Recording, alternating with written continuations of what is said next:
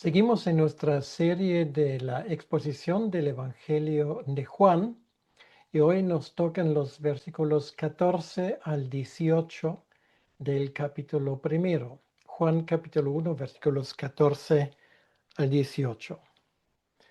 Y el título de este mensaje es Ya no sin noticias de Dios.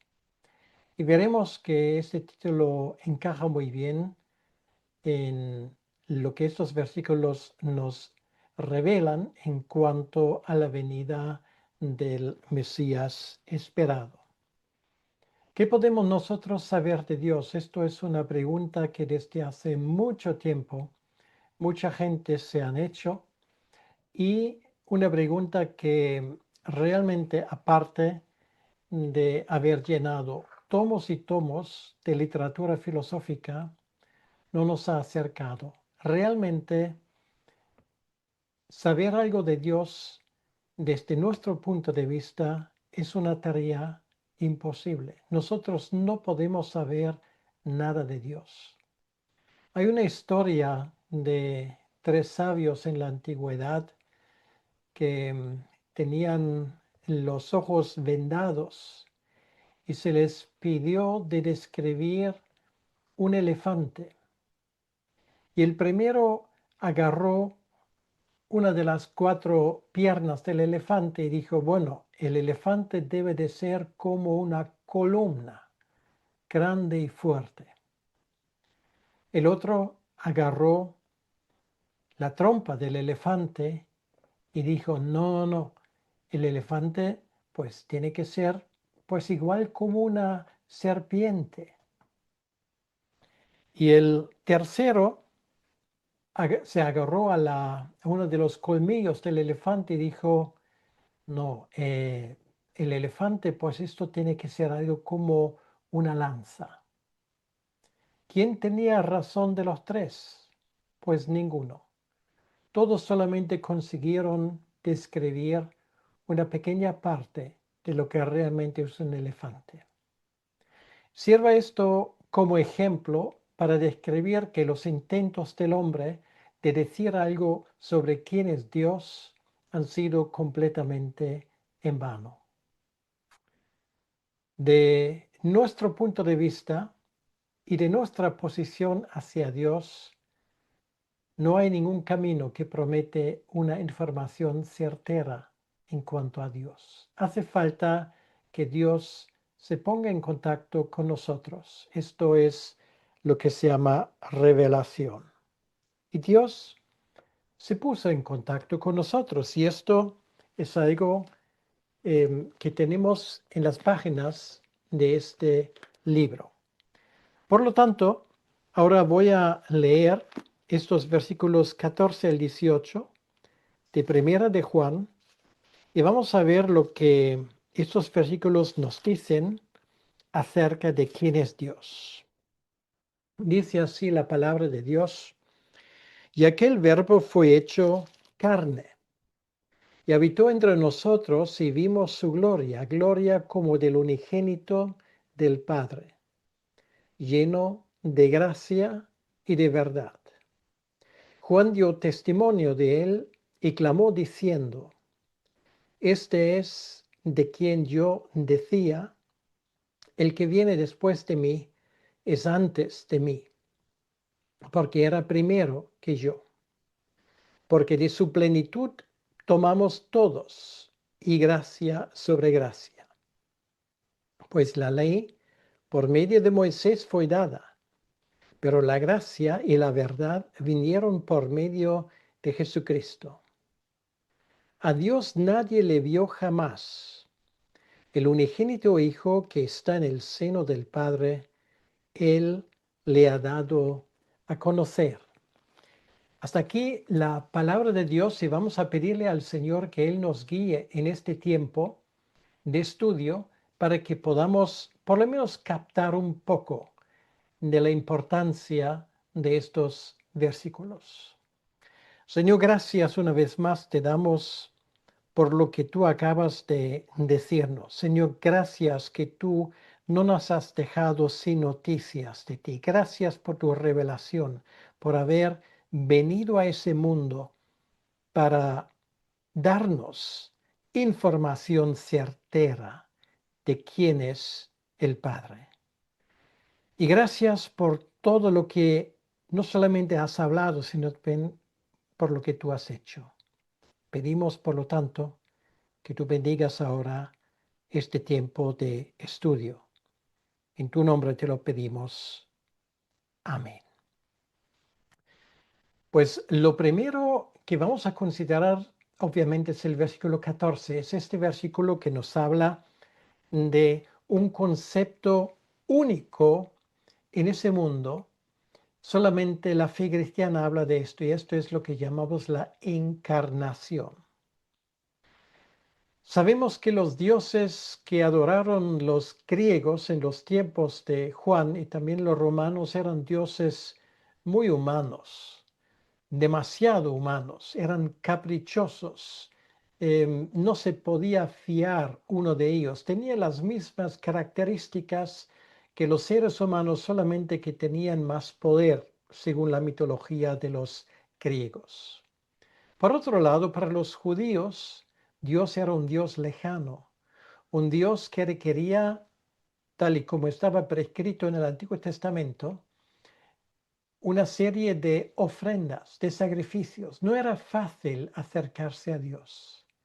Además, Dios, según la doctrina de la Biblia, es espíritu. Por lo tanto, ningún ser humano jamás puede haberle visto.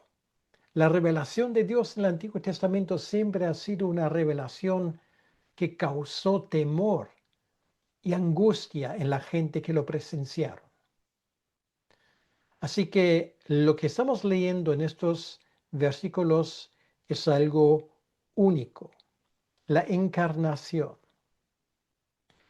Encarnación, y esto es muy importante, no quiere decir que el Hijo, cuando viene, deja atrás su humanidad, su divinidad, se mantiene solamente un poco y se hace carne. Esto es una equivocación.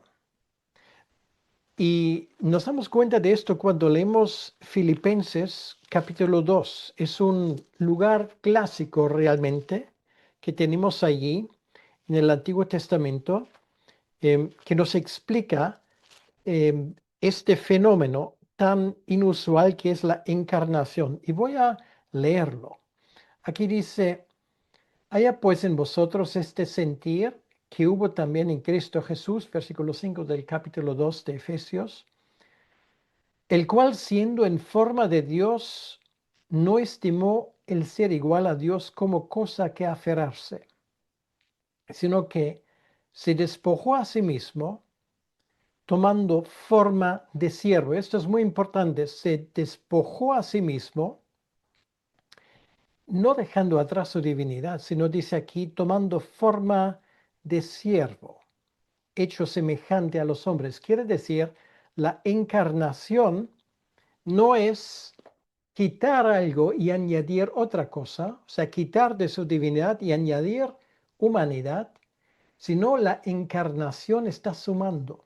Quiere decir, a su plena divinidad ahora se añade una naturaleza humana, plenamente Dios y plenamente hombre. Esto significa esa expresión hecho carne, como lo leemos aquí en este versículo en Juan. Quiere decir que Jesucristo tenía un cuerpo como nosotros. Y para algunos esto es algo extraño, pero les recuerdo que un cuerpo como tal no significa pecaminosidad. Adán tenía un cuerpo antes de caer en pecado, y no por eso cayó en pecado, porque tenía un cuerpo. Esto era una cosa muy distinta. Y en algún momento nosotros tendremos un cuerpo en la resurrección y tampoco habrá pecado. Quiere decir, no es ninguna contradicción hablar de que el Hijo de Dios asume plenamente una naturaleza humana. Bueno, esto es un poco de teología, pero teología muy importante, porque esto mucha gente lo entiende mal. Jesucristo no era 50% Dios y 100% hombre o 50-50. No, hay que insistir. Y esto es muy importante y no lo olviden nunca. Jesucristo, siendo 100% Dios, asumió al 100% una naturaleza humana por encima de su naturaleza divina. Y esto es la razón porque él, siendo Dios, tenía hambre, tenía sed, sentía tristeza, cansancio, sentía dolor y finalmente, como nos damos cuenta, podía morir. ¿No? Dios no puede morir y según su naturaleza divina no murió, pero según su naturaleza humana murió. Todos nuestros estados de ánimo, aparte del pecado, Él lo conoce y así lo dice muy claramente Hebreos capítulo 4, versículo 12. Él fue tentado igual que nosotros, pero sin pecado. Esto es la diferencia fundamental. Él entiende lo que significa ser rechazado, tener que temer por su vida, pasar calamidades, ser tratado de forma injusta, ser discriminado, como se suele decir hoy en día, sufrir todo tipo de penalidades y además de forma inocente finalmente tener que morir en una cruenta cruz, la muerte, la forma de ejecución más terrible posible sobre la faz de la tierra, de una forma completamente inocente. Y no solamente inocente, sino cargando sobre sus hombros nuestro pecado.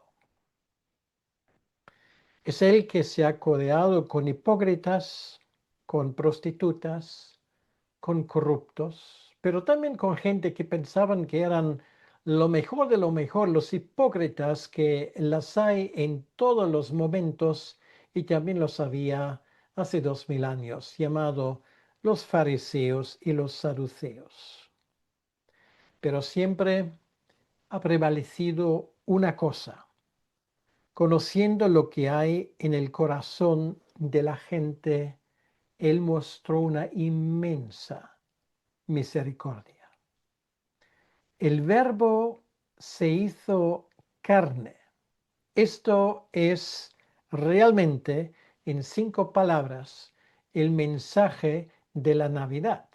Cuando celebramos la Navidad, estamos celebrando esto. El Verbo se hizo carne.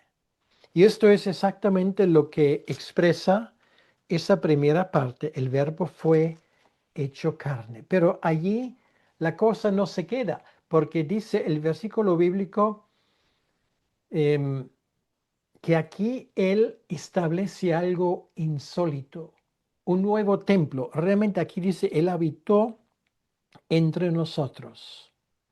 Es una palabra muy curiosa en el griego. Literalmente podríamos traducirlo que Él tabernaculó entre nosotros. Habla de una tienda, pero no de una tienda de campaña, sino habla de una tienda al estilo de tabernáculo. Quiere decir que Él puso su tienda entre nosotros. Y vamos a hacer un pequeño repaso, vamos a hacer una pequeña historia de ese tabernáculo en la Biblia. Pues al inicio, cuando Dios creó a Adán y Eva, no había problema ninguno en la comunicación. Dios estaba en el paraíso, habló de ellos cara a cara, en la segunda persona de la divinidad, obviamente había una comunión directa, pero esa comunión directa se perdió una vez que Adán y Eva cayeron en pecado. Y a partir de ese momento, después de ser expulsados del paraíso, Dios habló a gente de forma individual y era gente que estaba ligado mayoritariamente con esa línea de la bendición. Habló a Abraham, habló a Isaac, bueno, antes habló también a Enoc, habló a Noé, habló a los patriarcas, finalmente habló a Moisés y habló a unas cuantas personas más, pero esto siempre ha sido de una forma puntual, pero Dios no vivió entre su gente de una forma continua, vamos a decirlo así. Esto cambió con la salida de Egipto, porque ahora, después de salir en el monte de Sinaí, Moisés recibe, para decirlo así, los planes para una tienda como jamás se ha construido en la tierra. Una tienda que refleja la tienda que hay en el cielo, el santuario en el cielo. Es el modelo del santuario en el cielo que Dios le mostró a Moisés en el monte. Lo dice 2 veces en el libro de Éxodo y 2 veces en la carta a los hebreos. Esto, a partir de ese momento, cuando la gloria llena el tabernáculo, sería durante unos siglos la morada de Dios entre los hombres. Llegó finalmente el momento, estoy redondeando las cifras, aproximadamente unos 400 años más tarde, finalmente llega el momento cuando Dios establece finalmente una casa fija, y esto es el templo de Jerusalén. Ese templo queda en pie hasta que los babilonios en el año 586 lo destruyen. Luego, en el año 520 se reconstruye, se inaugura de nuevo, se amplía en los tiempos de Herodes el Grande, y es el tiempo del cual estamos hablando ahora. Pero ahora los días de ese templo están contados porque, y el Señor Jesucristo estaba hablando de ese tema continuamente, sus días estaban contados. En el año 70 efectivamente los romanos acabaron con ese templo porque ya no hacía falta. ¿Por qué no? Porque ya ha venido el auténtico tabernáculo, el auténtico templo de Dios. De hecho, Jesucristo no solamente se compara con el tabernáculo, sino también con el templo. Lo vamos a estudiar más adelante porque en el Evangelio de Juan él dice de su propio cuerpo: derrumbad ese templo y yo le reconstruiré en 3 días. Y la gente no lo entendió. Dice, bueno, Herodes tardó medio siglo y tú quieres hacerlo en 3 días. Y luego añade el evangelista Juan que él hablaba del templo que era su cuerpo. Bueno, esa palabra realmente es una palabra que es programa, y nos damos cuenta que ese versículo 14 realmente es un versículo que concentra mucho en muy pocas palabras.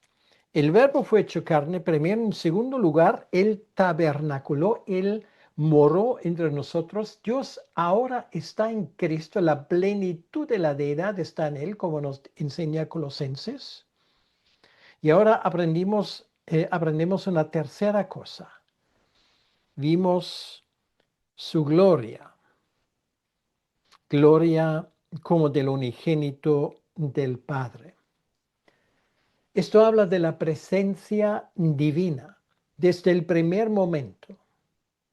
Esto habla del hecho de que allí no solamente hay un niño en el Belén, sino nos damos cuenta de que este niño es adorado primeramente por los pastores, luego en segundo lugar por los sabios que vienen de Oriente. Porque ellos se dan cuenta que esto no es un niño normal y corriente, sino en ese niño habita la deidad de Dios, la deidad de forma física y corporal. Y ellos vieron esa gloria, la intuyeron, porque ese niño no tenía un halo por encima de la cabeza como algunos durante siglos lo han representado en sus obras de arte o incluso en alguna que otra iglesia. Esto es una invención. Ese niño a primera vista no se diferencia en nada de otro niño, pero aún así los que tenían ojos, que vieron lo que hay detrás, vieron la gloria de Dios en todo esto. Se daban cuenta que aquí Dios nos ha visitado. Vimos su gloria cuando Él empieza su ministerio lleno de cosas sobrenaturales, dando de comer a 5,000 a 3,000 personas, levantando muertos, sanando leprosos y finalmente el golpe final. Después de 3 días, resucitando en gloria. Y Juan, cuando termina, Juan cuando escribe ese evangelio, la resurrección ya ha terminado. Eso ocurrió muchos años antes.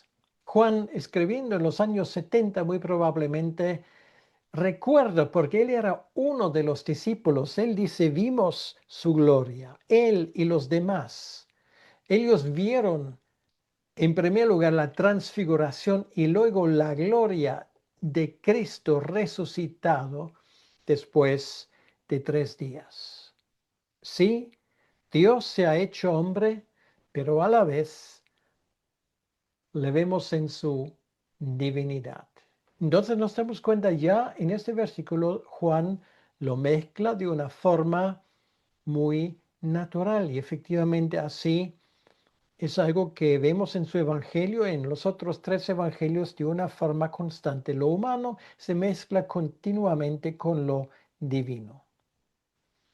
Y esto, mis queridos hermanos y amigos, no lo tenemos en ninguna otra pieza de la literatura mundial. No existe una figura como la de Jesucristo. Alguien dijo, y lo dijo con toda razón, si Jesucristo no es el Salvador, entonces tenemos que esperar a uno como a Él. Y sin embargo, lo vemos en los evangelios, esa gloria la tienes en cada capítulo, en cada página de los evangelios.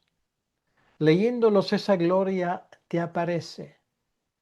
Le ves como Dios hecho hombre, como Él que realmente nos trae noticias de Dios y puedes decir finalmente lo que los profetas han prometido se ha cumplido finalmente en Cristo. Esa gloria destaca en un mundo de tinieblas. Es el esplendor de lo alto. Es lo que nos trae esperanza. Es la única esperanza que tenemos. Ese mundo desea luz, claridad, honestidad, libertad. Y sin embargo, nos damos cuenta que una y otra vez ese mundo no puede satisfacer estos deseos. El único que lo trae es nuestro Dios en la persona de Jesucristo. Por eso, con toda la razón, medimos nuestros tiempos en antes de Cristo y después de Cristo. Esto es una declaración de victoria, es una declaración que realmente como creyentes nuestros tiempos se miden en un tiempo antes y después, incluso de forma individual, en un tiempo antes de haberle conocido y un tiempo después de haberle conocido, porque con la venida de Cristo realmente todo ha cambiado también en nuestras vidas. Pero esto no es todo. Ese versículo contiene una cuarta verdad. Dice al final, lleno de gracia y de verdad. Nos habla de una historia del pasado, precisamente de los tiempos del tabernáculo. Israel había pecado y Moisés quería ver la gloria del Señor. Y leemos en Éxodo capítulo 33, en el versículo 18 y 19, lo siguiente. Éxodo 33, versículo 18 y 19. Aquí dice, Moisés entonces dijo, te ruego que me muestres tu gloria. Y él respondió, a Moisés: yo haré pasar todo mi bien delante de tu rostro, y proclamaré el nombre de Yahvé delante de ti, y tendré misericordia del que tendré misericordia, y seré clemente para con el que seré clemente. En el capítulo 34 leemos en los versículos 5 al 7: y Yahvé descendió en la nube y estuvo allí con él, proclamando el nombre de Yahvé. Y pasando Yahvé por delante de él, proclamó: Yahvé, Yahvé, fuerte, misericordioso y piadoso, tardo para la ira y grande en misericordia y verdad, que guarda misericordia a millares, que perdona la iniquidad, la rebelión y el pecado, y que de ningún modo tendrá por inocente al malvado, que visita la iniquidad de los padres sobre los hijos y sobre los hijos de los hijos hasta la tercera y cuarta generación. En el Antiguo Testamento había una palabra hebrea, obviamente, que expone este concepto. Y esto es la palabra Gesed. La palabra Gesed, que se traduce como misericordia, pero que realmente engloba la idea del amor del pacto. Juan aquí nos dice: Jesucristo es Dios. Él aplica lo que se dice en estos dos pasajes que acabamos de leer de Éxodo 33 y 34, no a Dios el Padre, sino a Dios el Hijo. Porque Él manifiesta ese amor del pacto, esa misericordia, hecho carne y huesos. Lo que en el Antiguo Testamento no lo teníamos, ahora lo tenemos. Y por lo tanto, podemos sacar la conclusión con Juan que todo esto es un tremendo regalo de Dios. Ninguno de nosotros se lo merece. Esto es lo que se llama gracia. Y además es seguro, es verdad. Y por esto tenemos esa expresión tan emblemática al final de este versículo 14 del primer capítulo de Juan, cuando de forma muy escueta Juan nos dice: lleno de gracia y lleno de verdad. La gracia expresa lo inmerecido de lo que es nuestra salvación, y la verdad expresa que esa salvación es segura, porque Dios no miente. Dios es coherente con sus atributos, no es caprichoso, no dice hoy una cosa y mañana otra. Esa misericordia, esa gracia divina, es algo que no es un sueño lejano, es algo hecho realidad. Y esto nos da las fuerzas para aguantar todos los desafíos que esta vida puede tener para nosotros, porque por encima de todo queda la gran verdad.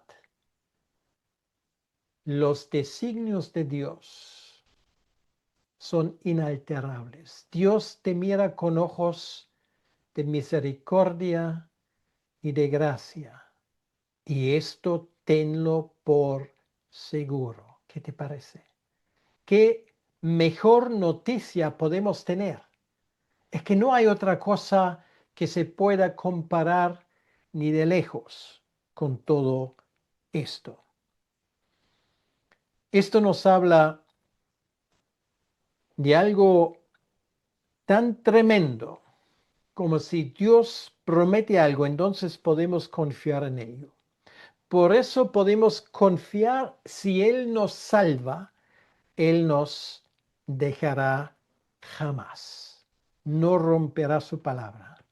El amor del Señor para con los suyos, su fidelidad es una constante en toda la Biblia. Dios no miente. Dios ha hecho un pacto con los que son suyos. Y si eres suyo, contigo y conmigo. Todo se puede derrumbar, pero la fidelidad y el amor de Dios, su gracia y su verdad jamás van para abajo. Y por lo tanto, es una enseñanza profundamente cristiana que nadie puede arrebatarnos de las manos de Jesucristo.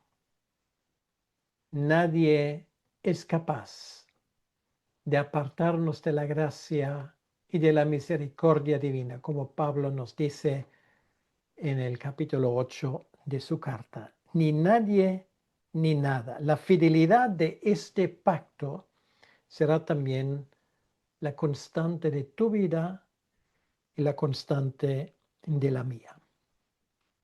Bueno, tremendo versículo 14, este versículo, y ahora vamos a ir un poco más rápido. Vamos a hablar un poco de en qué consiste ese testimonio de Juan en cuanto al Mesías. Y esto nos dice el versículo 15, y Juan consta precisamente esto de que Jesús es el Mesías. Juan dio testimonio de él y clamó diciendo: este es de quien yo decía, el que viene después de mí es antes de mí porque era primero que yo. Juan confirma aquí el testimonio de Jesús y lo dice simplemente: Él es eterno. Como dice Miqueas 5:2, sus salidas eran desde el inicio. Quiere decir que incluso antes de la creación del mundo, Él ya está. ¿Por qué? Bueno, porque Él es el creador, Él es eterno. Él es Dios el Hijo. Y ahora finalmente ha llegado a tabernacular, a estar en persona entre nosotros. Esto es la buena noticia. Ha llegado el Mesías, el tiempo se ha cumplido, la esperanza de Israel y de todo el mundo ahora yace en un pesebre.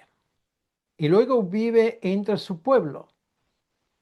Pero no solamente vino para hablar, sino vino para dar. ¿Qué ha dado? Versículo 16 dice: porque de su plenitud tomamos todos y gracia sobre gracia. Tremendo versículo de nuevo aquí. Plenitud, esto quiere decir que Él es la fuente de todo. No hay existencia fuera de Él. No hay, además, escasez. Es gracia abundante para el pecador que necesita perdón. Esto es la gran esperanza que tenemos. Gracia quiere decir que todo lo que Él nos da es un regalo. Tú no tienes que ni siquiera esforzarte porque no sirve para nada. Simplemente reconocer tu condición de persona apartada de Dios y de su voluntad y recibe lo que Él te da de una forma completamente inmerecida y gratuita. Es un regalo. Nadie paga por obtener un favor divino. Y ahí van al garete todos esos intentos de las religiones de procurar que Dios, al esforzarme yo, me tiene que dar algo a cambio. Esto no es un pensamiento cristiano, es un pensamiento profundamente pagano y no tiene nada que ver con la Biblia. Esa gracia que Él da no son palabras, son hechos. Es su amor incondicional hacia el pecador. Él no solamente habla, Él da. Él hace hechos. Él da lo más precioso que se puede dar y esto es la vida eterna. Y para que esto se entienda mejor, Juan lo contrasta con lo que había antes en Israel. Versículo 17. Pues la ley por medio de Moisés fue dada, pero la gracia y la verdad, la misma palabra que antes se mencionaban, vinieron por medio de Jesucristo. En otras palabras, Juan aquí hace un pequeño repaso teológico para que lo entendamos. Quiero decir, la ley representa y nos revela lo que Dios exige. ¿Por qué? Porque la ley refleja el carácter de Dios y nadie puede vivir en contra de lo que requiere la misma esencia de Dios. Por eso el alma que pecare, ese morirá. Dice muy claramente Ezequiel 18:20. Cada pecado es una afrenta contra Dios. Y cada animal que tiene que verter su sangre en el antiguo pacto, cordero, cabra, buey, todo costaba dinero y esfuerzo, pero tampoco era un remedio duradero contra el pecado, como nos lo dice muy claramente la carta a los Hebreos. Era necesario una solución final, definitiva. El Antiguo Testamento, por lo tanto, es una historia del pueblo de Israel que te puede hacer llorar realmente, porque nos damos cuenta que desde el inicio hasta el final es la historia de un tremendo fracaso. Por eso hay mucha gente que no les gusta el Antiguo Testamento, porque el Antiguo Testamento representa lo que el ser humano realmente es capaz de hacer. Y esto no es nada bueno. Y sin embargo, aún así, mucha gente no entiende, porque no entienden que el Antiguo Testamento es nuestra historia, no es la historia de ellos, es la historia del pueblo de Dios. Sí, la mayoría eran judíos o israelitas, pero también había aquellos que no lo eran. Formaron también parte del pueblo del pacto. Es la historia de nuestro inmenso fracaso y a la vez de la fidelidad de Dios. Y solo tenía un propósito, y ese propósito era hacer crecer en los israelitas las ganas de ver el Mesías, a un mediador definitivo que pondría el remedio para el pecado. Sabíamos lo que teníamos que hacer. La ley era muy claro en esto. Sin embargo, no lo hicimos. Se podría decir incluso que la peor persona en el mundo sabe mucho más de lo que debería hacer que la mejor persona realmente hace. Lo voy a decir otra vez. La peor persona en el mundo sabe mucho más de lo que debería hacer que la mejor persona realmente hace. Sabemos, pero no lo hacemos. ¿Por qué? Por esa rebelión que hay en la profundidad de nuestro corazón. Por lo tanto, aquí dice que la gracia y la verdad vinieron con Jesucristo, por medio de Jesucristo. Es este nuevo pacto finalmente que vino con y a través de él.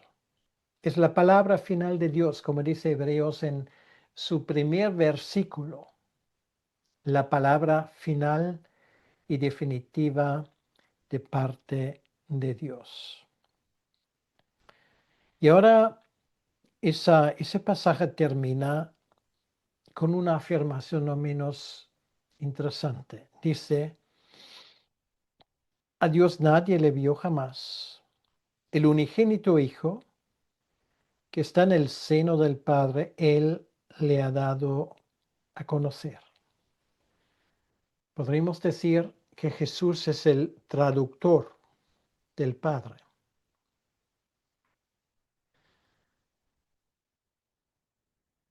Jesús, en primer lugar, es Dios. Nadie ha visto jamás a Dios. ¿Se acuerdan de lo que hablamos en el último mensaje?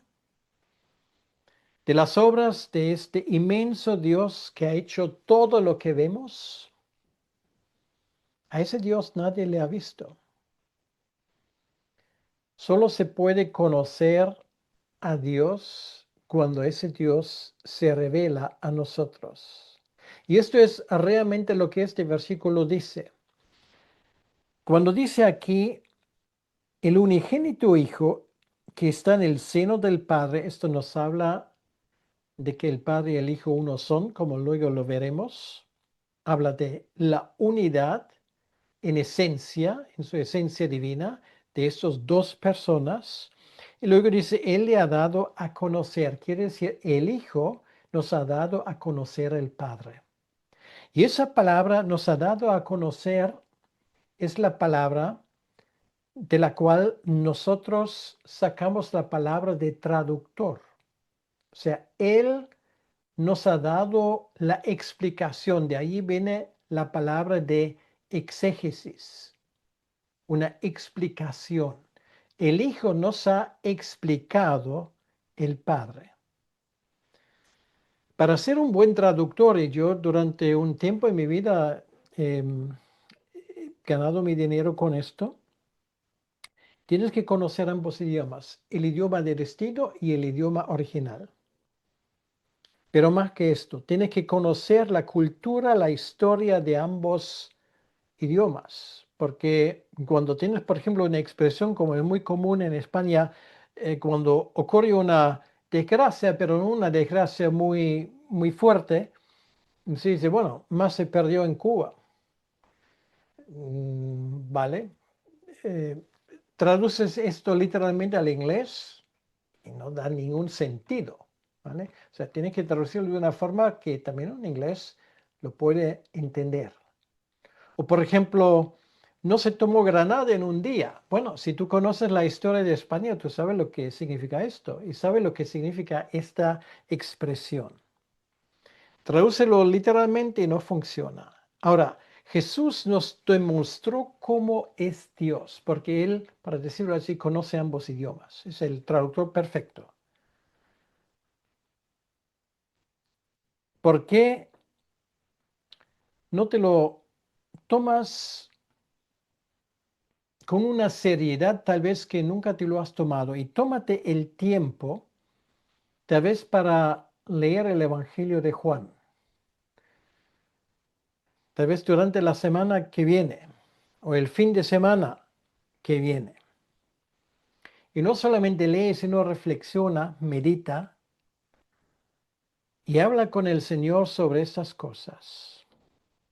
Tal vez te va a pasar lo que pasó a Job, cuando dijo, no te he conocido te he conocido de oídos, pero ahora mis ojos te ven. O la experiencia de Jacob, no te dejo a menos que me bendigas. O la experiencia de Tomás, mi Señor y mi Dios. El estudio de Juan, y esto solamente ha sido la tercera entrega, nos queda mucho por delante, puede ser el estudio más revolucionario de toda tu vida. Porque Juan, como ninguno otro de los evangelistas, nos demuestra lo que estos versículos expresan de una forma programática.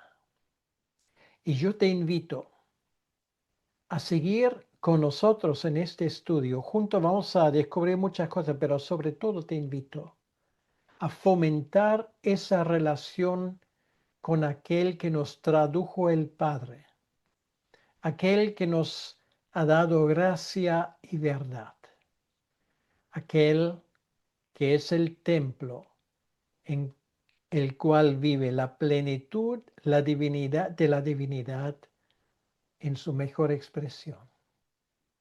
Vamos a orar y pedir al Señor que nos bendiga. Señor, gracias te damos una vez más por tu presencia en nosotros. Te pedimos, Señor, que tú nos cuides y que nos ayudes a seguir adelante y saber que tú nos vas a cuidar en todos los aspectos. Ayúdanos, Señor, a que saquemos un beneficio del estudio de este Evangelio.